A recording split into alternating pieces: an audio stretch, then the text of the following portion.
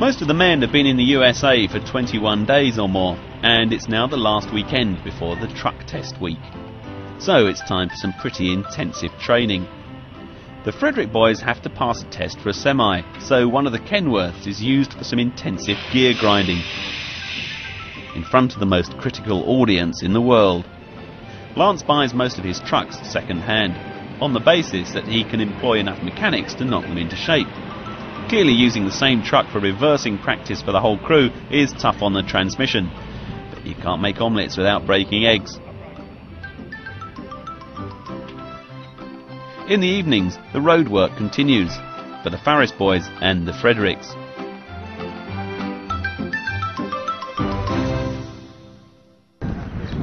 Test week arrives, and first there's a written section to contend with. For the Frederick men, it's held at the Department of Motor Vehicles, which is tucked away in the local shopping mall. The men have 3 written test papers to pass, all multiple choice questions and answers. The first is general road knowledge, covering road signs and hazards. Then there's one on the use of air brakes. And finally, a section covering trailers and semi-trucks or Arctics, mainly about loading weights. If you fail one of them, you can do up to 4 retakes. Then you're out. Happy days?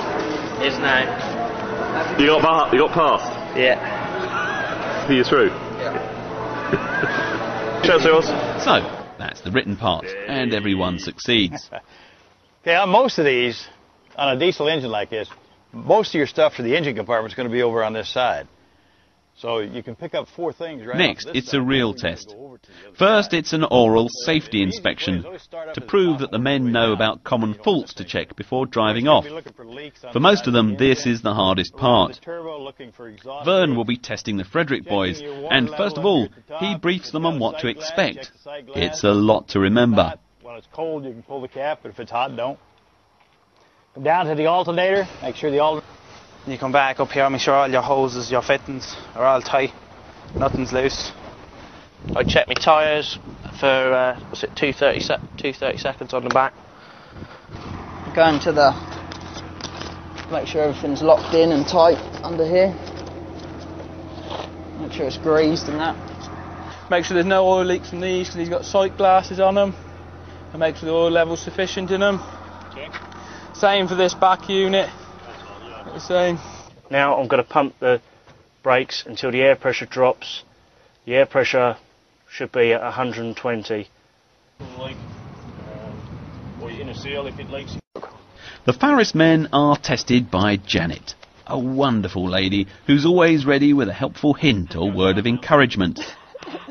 Okay, Matthew, this is the first part of our pre-trip is our walk-around. So, yep. Right. And as we walk along, you're just going to name the things that we look for. That you need to inspect, okay? And point them out for me, okay? Okay.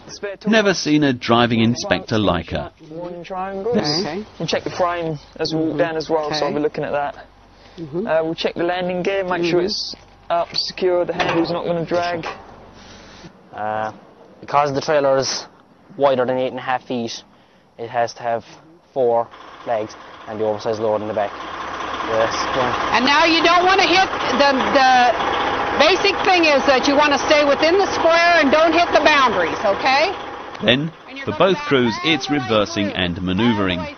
Vern stands silently by, while Janet is much more vocal. Very good. Okay, there you go. Whew, he's a bit wide. That was great. Wonderful. And only then are they allowed out onto the highway part of the test, Go right and then right again. which includes all the usual hazards to be found in a small American town. Luxuriously wide streets, all traffic moving at under 30 miles an hour, perfect driving conditions, and nowhere to practice hill starts, because remember, this is Kansas. I'm amazed at the different approaches to training from the 2 bosses. Frederick's crew have been left to more or less train themselves and each other, while the Farris men are schooled to near perfection. but I'm happy to tell you that everyone passes.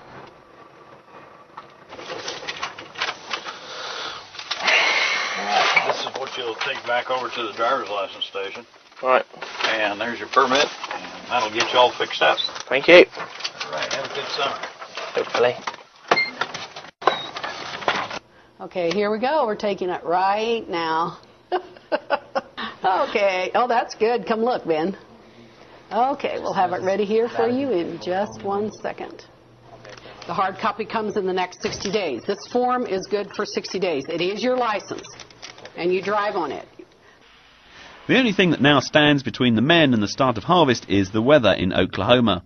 At Edson, that means there's time for a bit more polishing and painting a new sign for the post office and some extra grass cutting. The Farris men know that they'll be alternating between driving the trucks and the combines, usually 50 hours on each.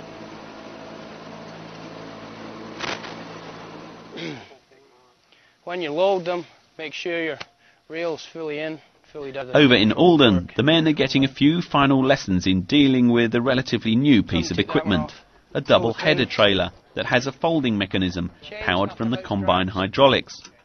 Panda, a Scotsman, who's with the Fredericks for his second year, is running the training session. It's important to get the procedure right. Last season, one of the crews got the unloading process wrong and the whole lot tipped over, wrecking 2 headers in one incident. Lance Frederick hasn't yet allocated the jobs. No one knows if they'll be working as a truck driver or a combine operator. It certainly keeps the men on their toes, although some of them find the uncertainty rather unsettling. Until I know what I'm going to be doing or where I'm going to be going, you know, that just makes it feel like we're no closer to leaving. As soon as we find that out, then it'll kind of feel like we're getting wound down here and almost ready to get things ready to go. Everyone just wants to know what they're doing. Which machine is theirs? Yeah, so then you can start getting, you know what you're doing. You can get in the style and learn about what machine you're going to be driving and that. But at the moment, it's just seemed to be do this, do that, do this.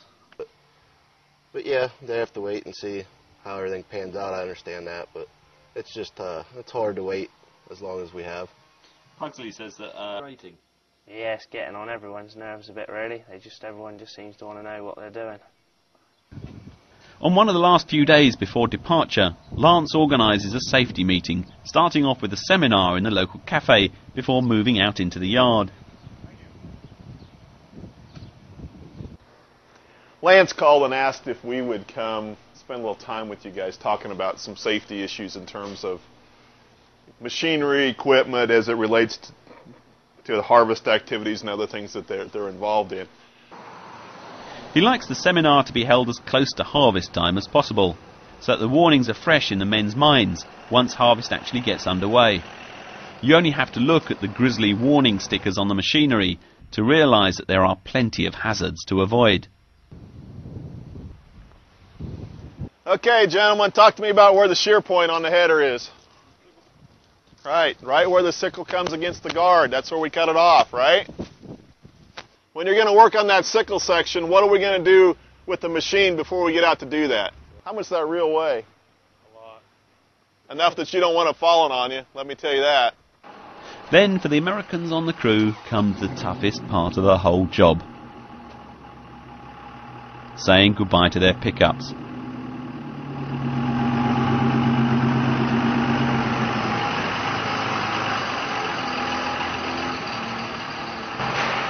Which will be spending the summer safely tucked away in one of the sheds.